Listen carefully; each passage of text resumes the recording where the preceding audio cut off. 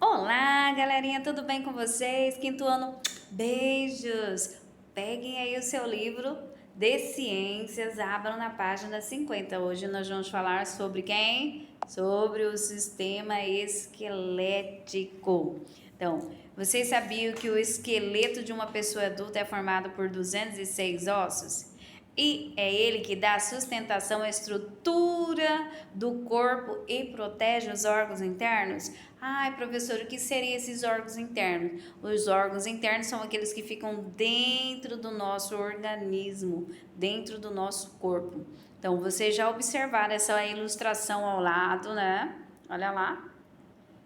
A ilustração ao lado que mostra os locais e ao lado existem algumas informações bastante importantes que formam o esqueleto humano. Então, a cabeça, tá vendo aí? Tem vários ossos. Então, o crânio, ele apresenta a função de quê? De proteger o cérebro, que fica onde dentro da cabeça.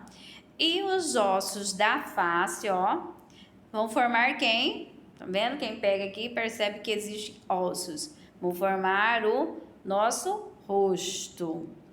O tórax é formado por um conjunto de ossos. Então, desse conjunto de ossos, nós vamos ter quem? O externo, a clavícula, escápulas e a costela. Isso mesmo. Então, as costelas, elas protegem quem? Os órgãos importantes. Quem que seriam esses órgãos importantes? O coração e os pulmões. Aí nós temos quem? O braço. O braço, ele é formado por um osso longo que liga quem? O ombro ao cotovelo. O húmero, o antebraço, é formado por dois ossos que ligam o cotovelo ao punho, chamado de rádio e ulna. Então, as mãos são formadas por mais de 30 ossos, isso mesmo, as mãos, ó, encaixados com peças de um quebra-cabeça. Então, os dedos recebem o nome de quê? Ó, os dedos recebem o nome de falanges. A coluna vertebral é formada por 33 ossos chamados de vértebras. Então, ela protege a medula espinal e sustenta a parte superior do nosso corpo. O quadril é formado pelo osso ilíaco.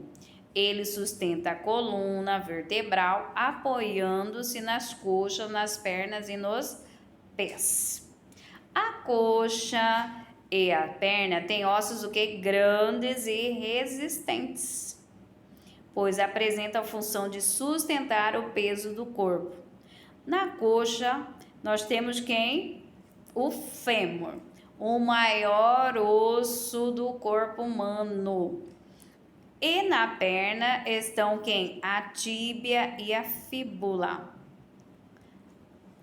Então, vocês podem perceber aí que a tíbia é o osso mais grossinho e a fíbula é o osso mais fininho.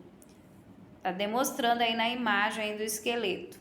Então, nos pés existem diversos ossos que articulados permitem o quê? Diferentes movimentos. Então, os ossos dos dedos também são chamados de quê? Falanges. Tudo bem? Agora na página 51.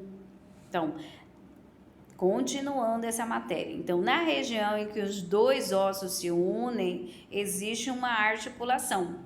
Então, essa articulação, ela liga o osso ao outro por meio de fibras resistentes. Como que são chamadas essas fibras resistentes? Daí são chamadas de ligamentos. Então, há articulações como as dos cotovelos, joelhos e ombros, funcionam como dobradiças permitindo amplos movimentos, ó. Olha lá. Não é assim? Então, até mesmo onde? No joelho, quando você dobra a sua perna. Então, que funcionam como dobradiças, permitindo amplos movimentos dos ossos. Tem uma imagem aqui para vocês perceberem aí, falando, comprovando o que foi dito quando você dobra quem? O cotovelo. Olha lá, ligamento formado de uma articulação entre ossos do membro superior. Os membros superiores são quem? Os braços, e os membros inferiores são as pernas. Tudo bem? Então, vamos lá. Além dos ossos, algumas partes do corpo, como as orelhas, ó, quem tem orelha aí, as orelhas, o nariz, são sustentadas por cartilagem, um tipo de tecido flexível, por isso que você pode mexer aqui no seu nariz, na sua orelha. Então, a constituição, falando agora sobre a constituição dos ossos, como que eles são formados? Então, os ossos, eles são formados por células ósseas, por fibras, que dão certa elasticidade a eles, e também por sais minerais, principalmente quem? O cálcio, o fósforo, que dão mais dureza a esses ossos. Então, o tecido ósseo, ele é compacto, mais rígido e é encontrado na parte externa do nosso osso. Então, o tecido ósseo, ele é esponjoso, mais poroso, encontra-se na porção interna. Então, vocês estão observando a imagem aí, falando sobre os ossos aí, as constituições dos ossos. Então, nesse tecido, encontra-se quem? A medula óssea, que é vermelha, e que vai produzir as células do sangue. Então, o osso compacto grande, ele tem uma força e resistência. Vocês estão vendo aí. O osso esponjoso é resistente e leve. Tá bem na ponta aqui para vocês. Então, aqui é o osso mais resistente e aqui é o osso mais esponjosos. Então, os vasos sanguíneos, eles transportam o quê? Gases e nutrientes, entre outras substâncias. Os nervos dão sensibilidade ao osso. Então, a medula vermelha, que produz os glóbulos do sangue, fica nos espaços do osso esponjosos. Tudo bem? Agora, na página 52, são as atividades aí que vocês deverão fazer, tudo bem? Então, aqui na página 52 fala o seguinte, e agora responda às questões. Os músculos, eles não trabalham sozinhos, tá afirmando para vocês que os ossos não trabalham sozinhos. E aqui é para vocês descreverem com suas palavras como ocorre a movimentação do corpo. Lembram aí que foi falado que os músculos se prendem aos ossos por meio de quem? Dos tendões, não é assim? Comandados pelo sistema nervoso ao se contraem, né? Ao se contraírem, relaxarem, eles fazem o quê? Movimenta quem? Movimenta o nosso corpo, não é assim? Então, na letrinha B é para você descrever as funções do sistema esquelético no ser humano. O que ele faz? Ele sustenta, ele protege. O que tem aí? Então, vocês vão citar alguns ossos que você conhece em seu corpo também. Então, aqui você vai descrever a função, são duas coisas. Descrever a função do sistema esquelético no seu corpo e depois vocês vão citar alguns ossos que você conhece em seu corpo. Quem não conhece é só ir na página 50, olhar o esqueleto humano para escrever, tudo bem? Mais abaixo fala sobre quem? Sobre o movimento voluntário e sobre os músculos que estão na página 48, não é assim? Então, nessa página 48, vocês vão ver lá que existem os músculos esqueléticos, cardíacos, Então, aí vocês vão escrever quais são os tipos de músculos estão pedindo. Se é esquelético, se são os músculos lisos e escrever. No caso, aí vocês estão vendo que as crianças estão pulando corda. Se elas estão pulando corda, elas estão utilizando quem? Braços, pernas. E a segunda imagem aí, ou a segunda figura, ela está mostrando quem? A menina está indo aonde? Ao médico. Ele está escutando quem? Batimento do coração. Então, vocês têm que ver qual é o tipo de músculo é esse. Tudo bem? Então, A3 é um tipo de músculo, não foi representado na cena do exercício anterior. Então, denomínio, então são 3 tipos aí que vocês estudaram. Vocês vão ver lá na página 48, né, assim, e resolver essa questão. Ai, professora, e se alguém corre e machuca aí algum tipo de ossos que existe em nosso corpo? Bom, se alguém correu, machucou aí, então deverá fazer o quê? Um exame. Que tipo de exame é esse?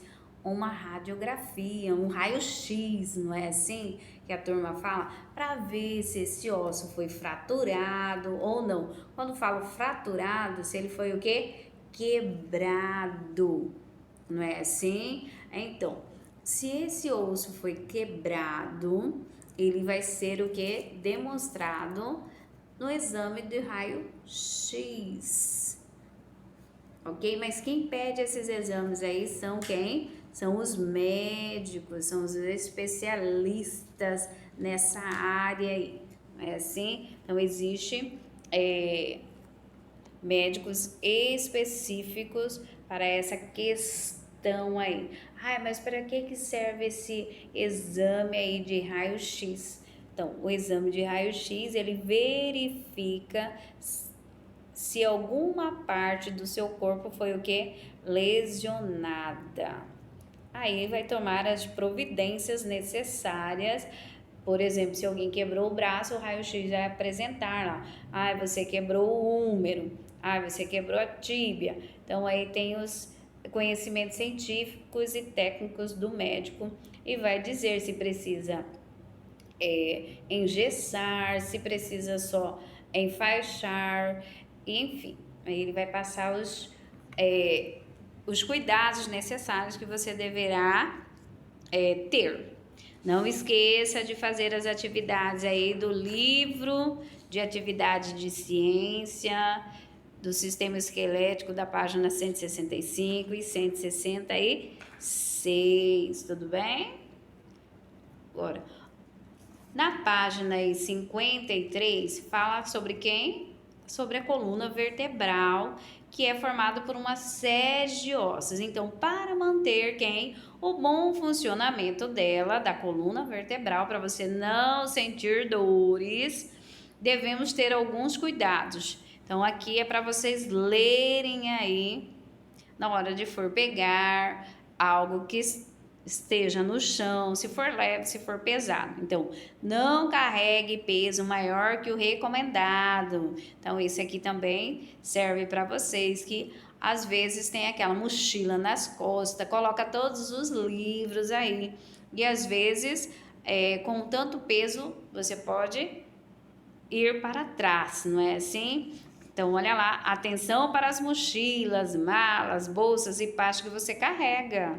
Então, uma criança com idade entre 8 e 10 anos não pode carregar peso maior do que 1,5 kg. Um adolescente entre 12 e 14 anos não deve carregar objetos que excedam 2,4 kg. Então, ao levantar o peso do chão, é importante que nunca nos curvemos. Geralmente, nós temos uma mania de curvar.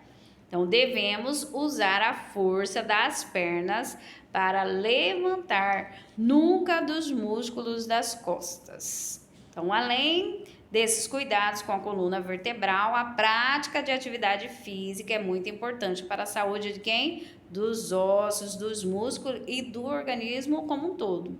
Então, aqui Mais abaixo existe algumas questões que vocês irão fazer. Lógico que, olha lá, converse com seus colegas e seu professor sobre o assunto. Para complementar a discussão, convide um professor de educação física para ir à sua sala e faça uma entrevista com ele sobre esse assunto. A seguir, temos o que? Algumas sugestões de perguntas que pode ser feita. Então, no caso aqui, seria feita algumas perguntas para o professor de educação física e ele responderia e vocês anotariam. Olha lá, quais são os benefícios que a prática de exercício físico traz ao nosso corpo? B, que problemas a falta desses exercícios pode trazer ao nosso organismo? Então, aqui você já sabe, os benefícios são tantos: melhora a qualidade de vida, melhora a respiração, melhora a circulação. Que problemas a falta desses exercícios pode trazer ao nosso organismo? Então, aqui está dizendo sobre aquelas pessoas sedentárias, que não praticam atividade física, aí elas ficam mais obesas, as articulações dos ossos, aí, se você caminha, se fica mais cansado, quem não pratica atividade física, até subir uma escada cansa. Então, C, qual é a quantidade de atividades físicas recomendadas por dia? D, qual é o melhor tipo de atividade para a idade em que nos encontramos e por quê? E, qual é a importância de uma boa alimentação para a saúde dos ossos, aliás, e músculos? Então, vocês também poderão estar pesquisando no Google todas essas perguntinhas aqui, A, B, C, D e E. Ou se você tiver o contato com seu professor de educação física, você também poderá estar fazendo essas perguntas para ele e anotando essas respostas aí, até mesmo no caderno ou no seu livro mesmo, se couber. Tudo bem? Ou então pega uma folha à parte, escreva e deixa dentro da página 53 do seu livro didático, ok? Beijos, tchau. Espero que tenha gostado da aula de hoje. Fica com Deus. Bye, bye.